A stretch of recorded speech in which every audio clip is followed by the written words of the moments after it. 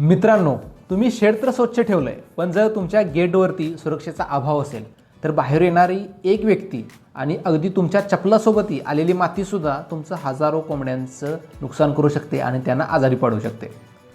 Poultry व्यवसाय बंद पडण्यामागचं 90% कारण हे बायोसिक्युरिटीचा अभाव आहे. आज आपण शिकणार आहोत की आपल्या फार्मला नो एंट्री झोन कसा बनवायचा.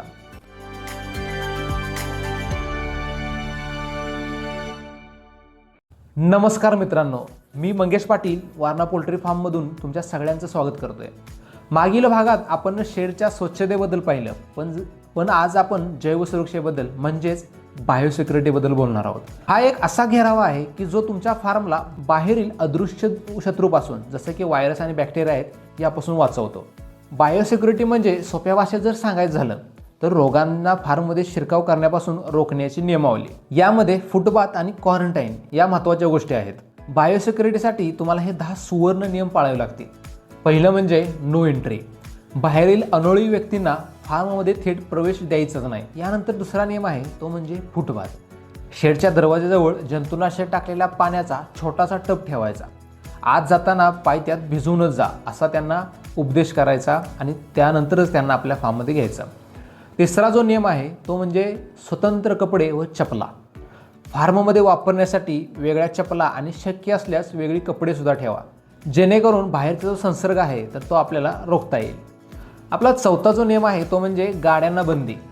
व्यापाऱ्यांच्या गाड्या किंवा टेम्पो फार्मच्या शेडपासून किमान 100 फूट लांब थांबवावेत. जर त्यांना आत घ्यायचंच झाले तर पूर्ण स्वच्छता करून, जसं की त्यांच्या चाकावरती जंतुनाशक फवारणं, ह्या जर गोष्टी केल्या तर नक्कीच आपल्याला चांगला रिझल्ट मिळेल. पाचवा जो नियम आहे तो म्हणजे पक्षी व प्राण्यांपासून सुरक्षा. फार्ममध्ये कुत्री, मांजरं असे प्राणी किंवा इतर पक्षी येणार नाहीत याची काळजी घेतली पाहिजे. सहावा जो नियम आहे तो म्हणजे मेलेल्या पक्ष्यांची विल्हेवाट. जे आजारी किंवा मेलेले पक्षी असतील तर ते इतर कोंबड्यापासून लांब नेऊन जमिनीत पुरून टाकायचे किंवा जाळून टाकायचे. यानंतर सातवा जो नियम आहे तो म्हणजे पाण्याचे शुद्धीकरण. पिण्याचं पाणी निर्जंतुक करण्यासाठी त्यात नियमित क्लोरीन आणि वॉटर सॅनिटायझर वापरले पाहिजेत. आठवा जो नियम आहे तो म्हणजे साधनांची देवाणघेवाण टाळणं. दुसऱ्या फार्मवरील भांडी किंवा साहित्य आपल्या फार्मवरती वापरू नये.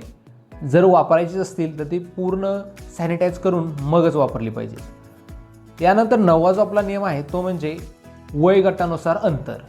शक्य असल्यास मोठ्या कोंबड्या आणि लहान पिल्ले यांच्यात अंतर ठेवा. आपला 10वा जो नियम आहे तो म्हणजे फवारणी. फार्मच्या आजूबाजूला दर 15 दिवसांनी जंतुनाशकाची फवारणी केली पाहिजे. मला आलेला एक अनुभव सांगतो. एका फार्मवरती काय झालं होतं की एक व्यापारी बायोसिक्युरिटीचं पालन न करता थेट एका फार्मवरती गेला. पण त्यापूर्वीच तो अशा एका फार्मवरती गेला होता की जिथे राणीखेत आजाराचं लक्षणं होती आणि त्याच्यासोबतच हे विषाणू त्या शेतकऱ्याच्या फार्मवरती सुद्धा आले. शेतकऱ्याने गेटवर फुटपाथ ठेवला नव्हता, त्यामुळे 2 दिवसातच त्या शेतकऱ्याच्या निम्म्या कोंबड्या दगावल्या. ही जी एक छोटीशी फुटपाथची जी चूक आहे तर ती लाखोचं नुकसान करून गेली. त्यामुळे आजची प्रो टिप काय राहील की तुमच्या फार्मच्या गेटवर एक मोठा बोर्ड लावा, प्रवेश बंद, परवानगीशिवाय आत येण्यास मनाई आहे. यामुळे निम्म्याहून अधिक धोका तिथेच टळतो. या सगळ्या गोष्टीनंतर एकच निष्कर्ष निघतो की बायोसिक्युरिटी म्हणजे खर्च नाही तर आपल्या व्यवसायाचा विमा पॉलिसी आहे. तर मित्रांनो, आज आपण काय काय पाहिलं. बाहेरील व्यक्तींना बंदी करणे, फुटपाथचे महत्त्व जाणून घेतलं आणि फार्ममधील सुरक्षा नियमावली काय असते हे जाणून घेतलं. आता तुमच्यासाठी एक कृतीचा आराखडा आहे. तुमच्या फार्मच्या दरवाजावर आजच एक फुटपाथ तयार करा आणि फार्ममध्ये वापरण्यासाठी एक वेगळी जोड चप्पल बाजूला काढून ठेवा.